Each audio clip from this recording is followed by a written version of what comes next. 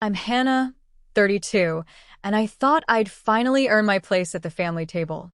I had spent weeks planning this dinner at my house in Philadelphia, hoping to bring everyone together. I cooked a roast, poured my heart into it, even bought a fancy dessert to share. But the moment we sat down, my dad leaned back in his chair, his voice dripping with sarcasm. "Still living off us, huh?" he said, loud enough for everyone to hear. The room went silent for a split second. Then my mom laughed, a sharp, cutting sound that hit me like a slap. My sister and her husband smirked, their eyes meeting as if sharing some secret joke. Even my little niece at the end of the table froze, her fork midair, confused. My roast sat untouched, the dessert ignored. I felt my face burn under the weight of their laughter. They saw me as a joke, still the kid who needed their help, not the woman who had built her own life. I didn't argue. I didn't yell. I just pushed my chair back, the scrape against the floor louder than their chuckles, grabbed my coat, and walked out, their voices fading behind me. But that night, something snapped. I wasn't going to let that slide. I needed them to see that I wasn't the one leaning on them. "Before we go on, tell me, what time is it where you are, and what city are you watching from?" I read every comment, and it means so much to see how far my story reaches. Don't blink. You won't believe what happened next. I've always prided myself on standing on my own 2 feet. I'm a graphic designer in Philadelphia, running my own freelance business. It's not glamorous, but it pays the bills and some good ones. I own a sleek 2-bedroom condo in Center City, bought 3 years ago with my own savings. It's valuable, and renting it at market rate could easily pull in $2,800 a month. But I don't rent it to strangers. I let my family stay there. My dad, my mom, my sister, her husband, and their 6-year-old daughter live there for just $600 a month. I thought I was doing them a favor, keeping the family close, helping them out. Turns out, that was my first mistake. My family has always had a way of making me feel smaller than them. Growing up, my sister was the golden child, straight A's, cheerleader, the one everyone praised. I was the quiet one, sketching in my room, never quite measuring up.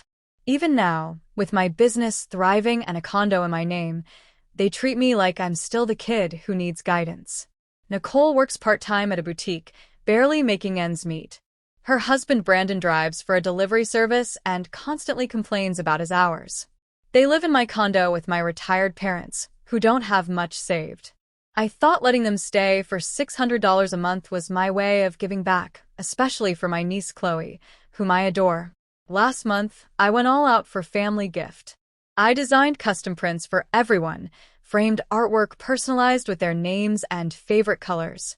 I spent hours on them, excited to see their reactions. My mom glanced at hers, muttered a quick thanks, and set it aside.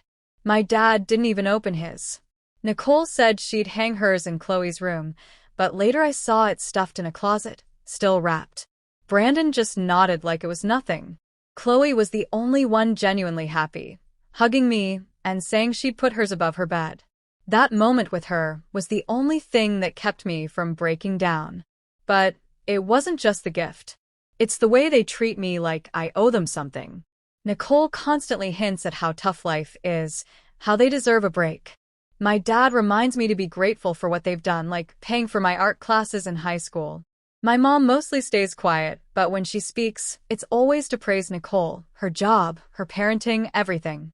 Meanwhile, I work late nights to keep my clients happy, and they act like I'm coasting through life. I started to wonder if they even see me as an equal, or just as the family ATM. It's not like I haven't tried talking to them. A few weeks ago, I brought up the condo over coffee with Nicole. I mentioned the market rate just to gauge her reaction, maybe nudge her to appreciate what I was doing. She laughed and said I was lucky to have family willing to stay in my fancy place. Brandon overheard and added a snide comment about how I'd never survive without their support. Support. I'm the one footing the bill for their life in Center City. I let it slide, telling myself it wasn't worth it. But deep down, I knew something was off. They weren't grateful, they were entitled. I started noticing the little things. Nicole would post about her perfect life online, showing off the condo like it was hers. She'd tag designer brands, pretending she could afford them when I knew she was barely covering her share of the rent. My dad would call asking for a little extra for repairs, but I'd always find out later the condo was perfectly fine. They just wanted cash. My mom never backed me up, always taking Nicole's side, like I was the one asking for too much. It was as if they believed I owed them that condo, that I was supposed to keep handing over my hard-earned money simply because we were family. One night, I confided in my boyfriend, Tyler. He's 33, a marketing consultant who's always had my back. We've been together 2 years, and he's seen firsthand how my family treats me. He didn't sugarcoat anything. "Hannah," he said, "they're taking advantage of you. You're not their landlord. You're their bank." His words hit hard. I'd been telling myself I was helping, keeping the peace, but Tyler was right. I'd been letting them walk all over me. That realization stung, but it also lit a fire inside me. I didn't know exactly what I'd do yet, but I knew I couldn't keep playing their game. Every time I drove past that condo, a knot twisted in my stomach. It wasn't just the money. It was the lack of respect. I'd worked for everything I had, yet they acted like it was all theirs for the taking. I started imagining what it would feel like to take it back, to finally show them I wasn't the pushover they thought I was. A few days after I started questioning their entitlement, I got a call from Tara, a mutual friend who worked with Nicole at the boutique. We weren't close, but she'd always been kind. "Hannah, you need to hear this," she said, her voice tense. She explained that she had accidentally seen a group chat on Nicole's phone while they were locking up the shop. Nicole had sent a message bragging about how she was playing me. "Hannah's such a pushover," it said. "We're living in her Center City condo for just $600 a month. A steal for a place worth almost $3,000. She's too naive to charge us more. We've got this in the bag." Tara forwarded me a screenshot and my stomach dropped. The words stared back at me, cold and smug. My own sister laughing about how she was taking advantage of me. Tara apologized, saying she didn't want to start drama, but thought I deserved to know. I thanked her, trying to keep my voice steady, but inside, I was shaking. Naive. A pushover. I'd been giving them a deal that saved them thousands every year, thinking I was helping my family. Nicole's message wasn't just hurtful, it was a slap in the face. She didn't see me as a sister. She saw me as an easy target. I sat on my couch staring at the screenshot, my anger rising with every reread. My dad's lectures about gratitude, my mom's silence, Brandon's snide comments, they all clicked into place. They weren't struggling family members. They were users, and I'd been too blind to see it. That night, I pulled up the condo's financials. Market rent in Center City was $2,800 a month, over 4 times what they were paying. I'd been covering taxes, maintenance, even some utilities, all because I thought it was the right thing to do. But Nicole's smug, "We've got this in the bag," changed everything. I wasn't their safety net. I was their cash cow. Right then, I made my decision. No more. They would pay what the condo was worth, or they'd find somewhere else. I wasn't letting them play me anymore. The next evening, I called them to the condo for a meeting. Nicole, Brandon, my dad, and my mom sat on the couch looking annoyed, like I was interrupting their evening. Chloe was at a friend's house, which was probably for the best. I didn't waste time. "The rent's going up," I said, my voice steady. "Starting next month, it's $2,800. That's the market rate. Pay it, or you're out in 30 days. Nicole's eyes widened, her mouth hanging open like she couldn't process it. Brandon leaned forward, his voice sharp. "You're serious? We're family, Hannah." My dad's face turned red, his jaw clenching. "This is how you repay us? After everything we've done?" My mom just stared at her hands, silent as always. I didn't back down. "I've been carrying you for years," I said. "I'm done subsidizing your life." Nicole's voice pitched high, almost panicked. "We can't pay that. You know we can't." I crossed my arms. "Then you'll need to find a new place. I'm not your charity anymore." Brandon muttered something under his breath, eyes narrowing, but I ignored him. My dad stood up, pointing at me. "You're ungrateful, you know that? We gave you everything." I met his gaze, my heart pounding but my resolve solid. "You taught me hard work," I said. Now I'm using it. That night, the texts came pouring in. Nicole sent a novel-length rant accusing me of tearing the family apart and choosing money over love. Brandon called me selfish, saying I'd regret this. My mom sent one line. Think about your niece. That one hit hardest, but I recognized it for what it was, a guilt trip. Chloe wasn't the issue. Her parents were. I didn't respond. I wasn't explaining myself anymore. 2 days later, my dad called, his voice low and furious. Why was the rent cut off? He barked, like he thought yelling would make me fold. I took a slow breath, my tone icy. I'm done living off you, I said, throwing his words from that dinner back at him. Pay the new rate or start packing. He didn't expect that. Silence stretched for several seconds. Then he exploded. You can't do this. We're your family. You owe us. I let him shout, his words bouncing off me. I'd heard it all before. How I owed them for my childhood, my art classes, my very existence. But this time, it didn't shake me.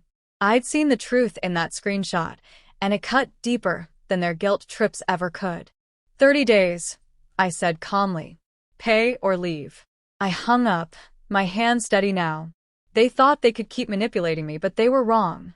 I saved Tara's screenshot and emailed it to myself along with the lease agreement. If they wanted a fight, I'd be ready. Nicole's message had lit a fire I couldn't put out. I wasn't just angry, I was done.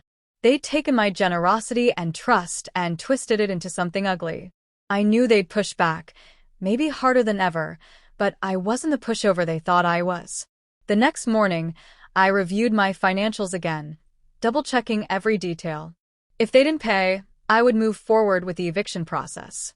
The line was drawn, and I was holding it firm. Before the dust had even settled from my showdown with my dad, things took a nastier turn. My phone lit up with notifications. Nicole had posted a photo of my condo's kitchen on Instagram, my kitchen, with a caption that hit like a gut punch. My sister turned into a greedy landlord, raising our rent to $2,800 just to squeeze us dry. So ungrateful. The post was public, gaining traction with likes from friends and cousins I barely knew. Comments piled up. That's heartless. Family doesn't do that.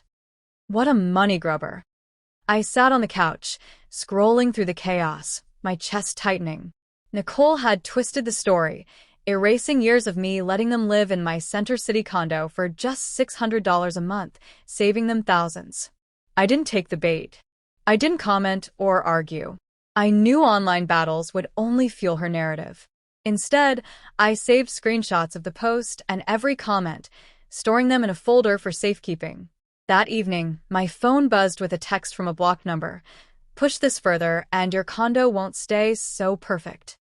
My pulse spiked. The message didn't name the sender, but I immediately suspected Brandon. His temper had always been short, and the sneer he gave me during our last meeting screamed trouble.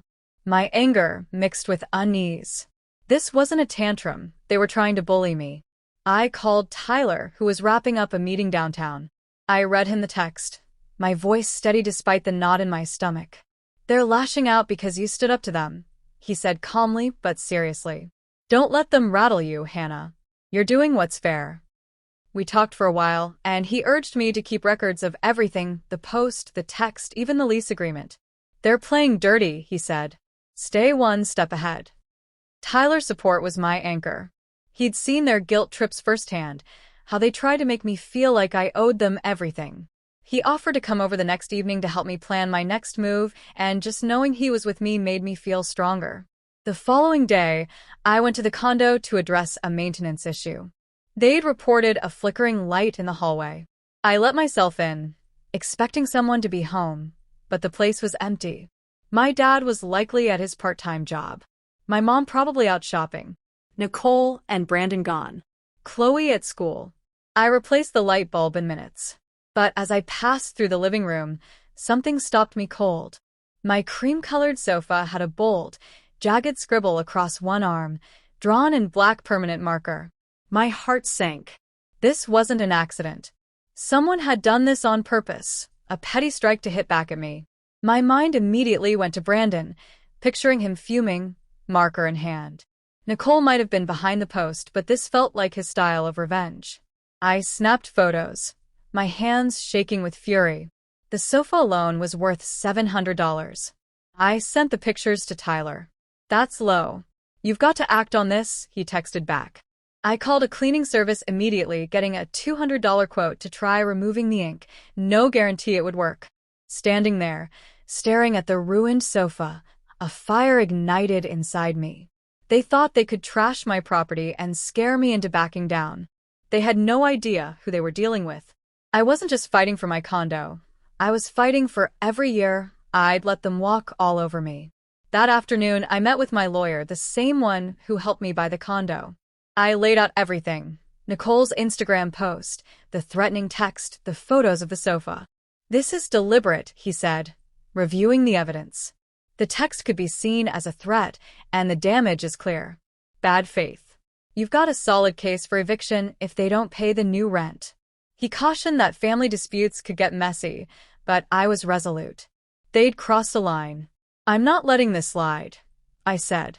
He started drafting a formal eviction notice to be sent if they missed the $2,800 payment. It felt like loading a weapon I hoped I wouldn't have to fire. When I got home, my phone was still buzzing. My mom had left a voicemail I didn't play. A cousin texted, urging me to fix things with Nicole, as if I was the problem. I ignored them. They'd bought her story without ever asking for mine.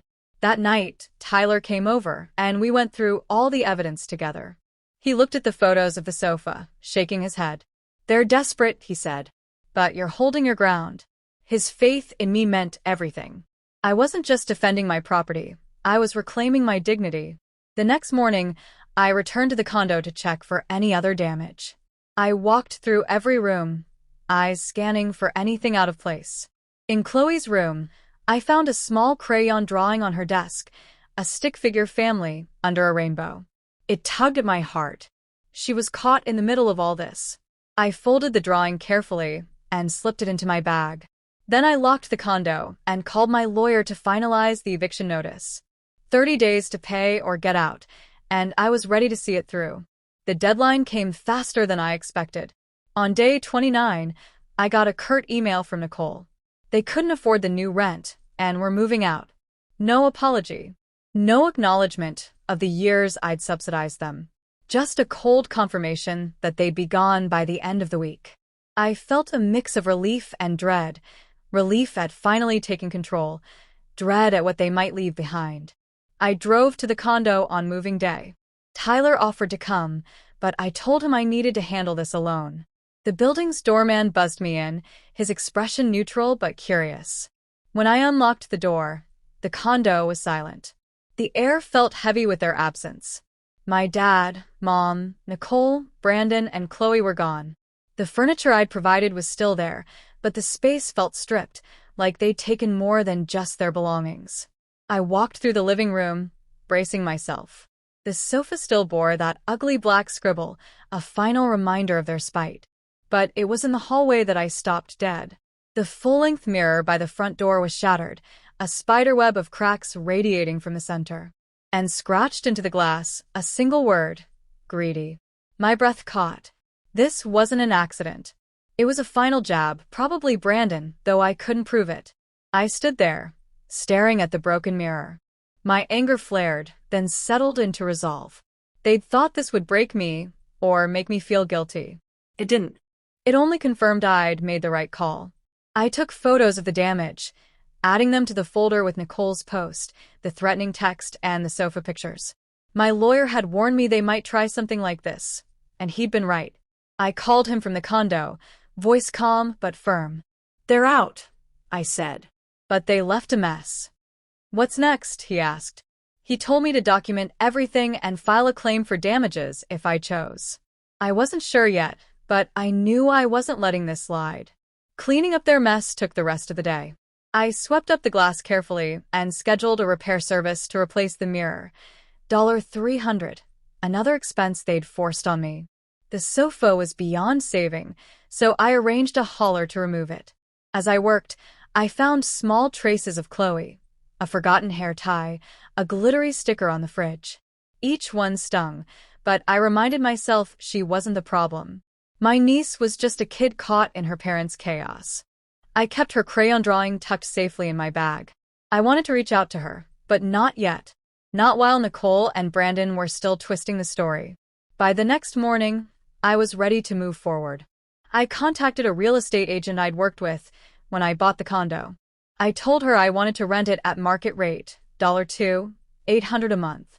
That's a fair price for Center City, she said. We'll have tenants lined up in no time. She was right. Within 2 days, she posted the listing online and inquiries poured in. I spent the weekend reviewing applications, determined to find tenants who would respect the space. One couple stood out, a young doctor and her husband, both professionals with solid references. They loved the location and were happy to pay full rent. I met them for a walkthrough, and their excitement was a stark contrast to my family's entitlement. It felt like a fresh start. The paperwork took a few days, but by week's end, I signed the lease. The new tenants would move in the following month, paying $2,800 on the first of every month. Standing in the condo, now clean and prepped, I finally felt the space was mine again, not a burden I was carrying for my family. The broken mirror was replaced with a new one gleaming under the hallway light. The sofa was gone, and I'd ordered a replacement, though I'd let the tenants choose if they wanted. That night, I called Tyler. "You did it," he said, his voice warm with pride. "You took back what's yours." We talked about the future, our future, and how this was just the first step toward building something new. He had been my rock through all of it, and I knew he'd be there for whatever came next. I hung up, feeling lighter than I had in months. The weight of my family's expectations was gone, replaced by a quiet, steady confidence. Before leaving the condo, I walked through one last time, checking every corner. In the kitchen, I found a small note tucked under a magnet on the fridge. It was in Chloe's handwriting, wobbly but clear. "I'm sorry, Aunt Hannah." My throat tightened. I folded the note and tucked it with her crayon drawing. I didn't know yet how I'd navigate things with her, but I'd figure it out later. For now, I locked the door behind me and headed to my lawyer's office to drop off the damaged photos. With the condo leased to new tenants, I could finally breathe. The chaos my family had left, the broken mirror, the scribbled sofa, the accusations, was fading into the background. A few weeks later, I heard through a cousin that my dad, mom, Nicole, and Brandon had moved in with my aunt in a cramped row house on the edge of Philly. They were struggling. My dad's part-time maintenance work barely covered the bills. My mom wasn't working. Nicole's boutique job wasn't enough to support her, Brandon, and Chloe.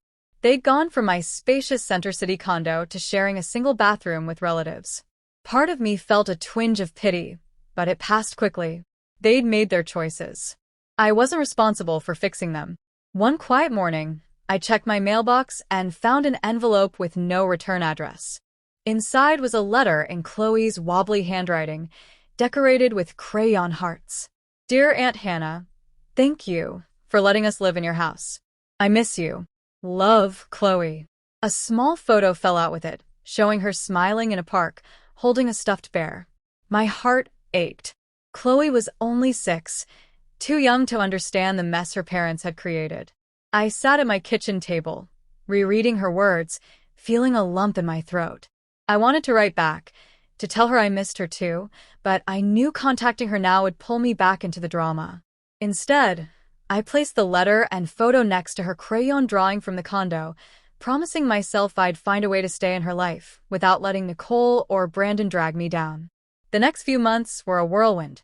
Tyler and I threw ourselves into planning our wedding, set for a crisp fall day at a small venue in Fairmount Park.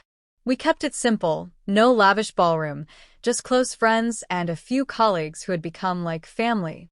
I hadn't heard from my dad, mom, or Nicole since they moved out, and I didn't invite them. It wasn't easy, but it was necessary.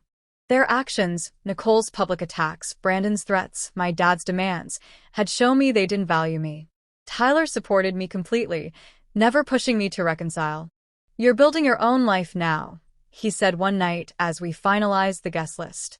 His words settled something in me, a quiet certainty that I was doing the right thing.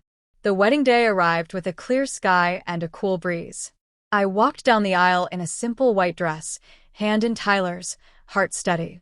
My best friend Sarah stood as my maid of honor, beaming as she adjusted my veil. The ceremony was short but heartfelt, with vows we had written ourselves.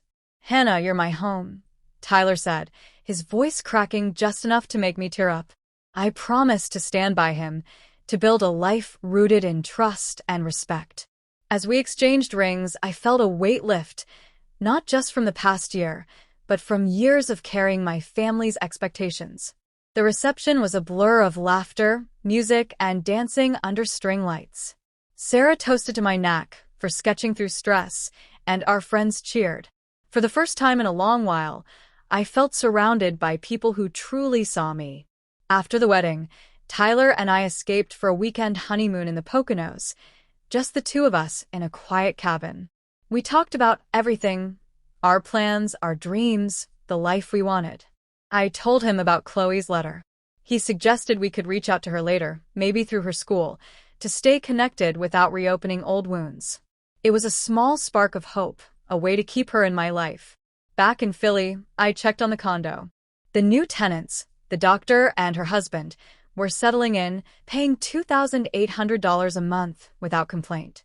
They even sent me a thank you note for the new mirror, saying it brightened the hallway. It was a small thing, but proof that I'd made the right choice. Cutting off my family hadn't been something I planned, but it was what I needed. Their lectures, entitlement, and vindictiveness had pushed me to a breaking point. Letting them go wasn't about anger, it was about choosing myself. I'd spent years trying to please them, believing that's what family was. But family isn't about taking advantage or tearing each other down. It's about respect, about showing up for one another. Tyler, Sarah, even Chloe in her own way, they were my family now, the ones who truly valued me. I framed Chloe's letter and hung it in my office, a reminder of what mattered. Sitting at my desk, sketching a new design for a client, I glanced at it and smiled. Life wasn't perfect, but it was mine. I'd drawn a line, and I wasn't crossing it again. That night, Tyler and I cooked dinner together, laughing over a burn attempt at lasagna. It was messy, imperfect, and exactly what I wanted.